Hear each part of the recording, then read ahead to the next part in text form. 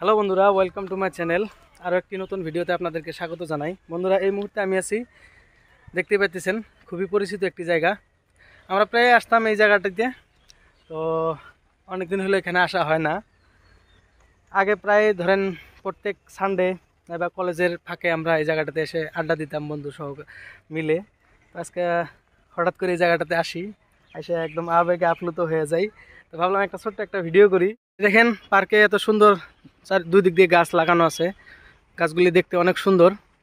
এদিকে আমাদের মাননীয় বিপিএম স্যার এবং এই যে দেখতে পাইতেছেন আজকের ভিডিওর মূল আকর্ষণ।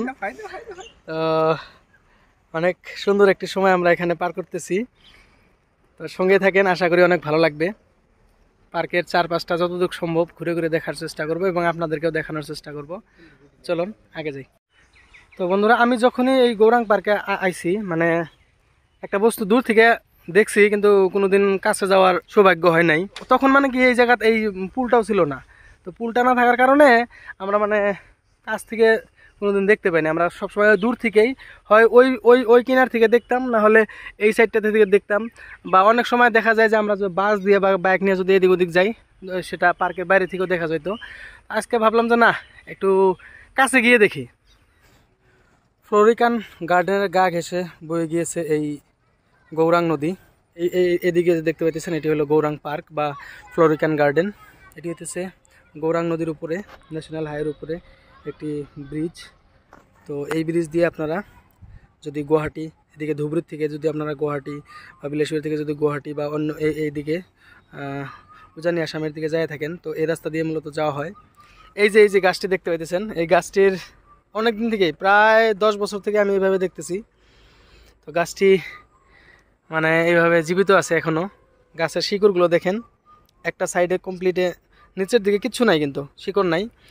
এই সাইডটাই মূলত গাছটিকে ধরে রেখেছে, এই সাইডের মাটিটাই গাছটিকে ধরে রেখেছে। তো আমরা বিভিন্ন সময় ওই জায়গাটা গিয়ে বসে থাকতাম। সেখান থেকে এখন তো পানি কম নদীতে, যখন পানি হইতো তো পানির লেভেল বা পানির উচ্চতাটা আরও একটু উপরে আসে। তো তখন সেখান থেকে মোটামুটি আপনি পানি টাচ করতে পারেন এমন পর্যায় হয়ে যায়। তো সেখানে বসে থেকে আমরা অনেক সময় গল্প গুজব করতাম, এদিকে একজন বসতো ওইদিকে একজন বসতো। তো জায়গাটি অনেক রিস্কি, তারপরেও মানে আমরা অনেক সময় এখানে আড্ডা দিতাম। তো পৃথিবীর ভিতরে সবচেয়ে নিষ্ঠুর বস্তু হলো সময় বন্ধুরা। তার মানে কি, সময় কারোর জন্য অপেক্ষা করে না। আপনি ধনী হন, গরিব হন, আপনি যাই হন না কে, এই সময় কিন্তু কারোর জন্য অপেক্ষা করবে না।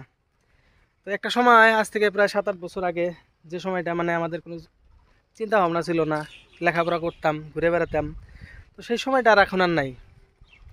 আমরা কিন্তু মানুষ একই আছি, একই জায়গা আছে, এই জায়গাগুলো সব একই আছে, কিন্তু সেভাবে আর সময় হয় না, সেভাবে আর আসা হয় না।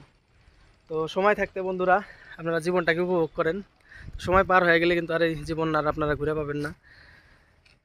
বন্ধুরা দেখেন, দোলনায় দুলতেছি, শৈশবের কথা মনে পড়ে গেল। তো এইভাবে আমরা দোলনা দুলতাম পার্কে এসে। তো আমার পাশে এই যে একটা ছোট্ট বাচ্চা দোলনা দুলতেছে, তো সাথে সাথে আমিও দুলতেছি। অনেক ভালো লাগতেছে, তাই না? এই জায়গাটি পার্কের মূল আকর্ষণ। এখানে আপনারা জানুয়ারি মাসে যদি আসেন, ডিসেম্বর জানুয়ারি মাসে বিভিন্ন ধরনের ফুল গাছ দেখতে পাবেন, যেটি বর্তমান শূন্য হয়ে আছে। তো বর্তমান এই সিজনটাতে ফুল থাকে না সাধারণত। ফুল ফুল গাছগুলো সাধারণত রোয়া হয় আপনার ধরেন ডিসেম্বর মাসে। তো সেই সময় পিকনিকের জন্য দূর দূরান্ত থেকে বিভিন্ন ধরনের মানুষ আসে। তো সেই হিসাবে পার্কটিকে সুন্দরভাবে সাজিয়ে তোলা হয়। তো আমরা আজকে আসি এখানে বিশেষ একটি কারণে, এই আশেপাশে একটি কাজে আসছিলাম। তো কাজ শেষ করে ভাবলাম যে একটু পার্কটা ঘুরে যাই, সেই জন্য আসলাম। তো আইসা মোটামুটি ভালো লাগতেছে, পুরোনো কিছু স্মৃতিও মনে পড়তেছে। এখানে অনেক সময় আমরা বন্ধুরা মিলে আড্ডা দিতাম। এই সেই জায়গা যেখানে আমরা বিভিন্ন সময় আমরা বন্ধুরা মিলে আড্ডা দিতাম, অনেক সময় এখানে পার করেছি, অনেক স্মৃতি এখানে আছে। বিশেষ করে আমরা যখন কলেজে পড়তাম, কলেজের ক্লাসের ফাঁকে বা কলেজ ছুটির পরে বা সানডে, অনেক সময় আমরা বন্ধুরা মিলে এই জায়গাটাতে আড্ডা দিতাম। চারদিকে আমরা এইভাবে বসে সুন্দরভাবে আড্ডা দিতাম, অনেকটা সময় এখানে পার করতাম, অনেকটা বিকেল এখানে আমরা পার করেছি। তো সেই দিনগুলো আর আজ নেই। তো এই কথাগুলো ভেবে ভেবে অনেক ইমোশনালও হয়ে গেছি। তো দিন কিভাবে যায়, আজ প্রায় 7-8 বছর হয়ে গেল। এখানে সেভাবে আসা হয় না। বিভিন্ন সময় দেখা যায় যে আসার পরে এদিক দিয়ে ন্যাশনাল হাইওয়ে আছে, তো আমরা প্রায় জায়গা থাকি এদিক দিয়ে, কিন্তু এর ভিতরে কোনোদিন আসা হয় না সেইভাবে, আগে যেমনভাবে আসতাম সেভাবে আসা হয় না। তো আজকে সুযোগ হলো, তাই ভাবলাম যে একটু ঘুরি এবং একটি ছোট্ট একটি ভিডিও ক্লিপও ধরে রাখি ভবিষ্যতের স্মৃতির জন্য। তাই 4-5টা ভিডিও করতেছি।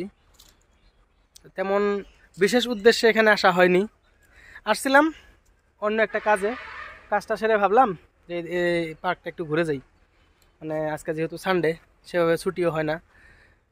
তো এই ছিল একটা ছোট্ট ভিডিও। দেখা হবে পরবর্তী কোনো একটি ভিডিওতে। ততক্ষণ পর্যন্ত সবাই ভালো থাকেন, সুস্থ থাকেন এবং এই পেজটি ফলো শেয়ার দিয়ে সঙ্গে থাকেন। ধন্যবাদ সবাইকে।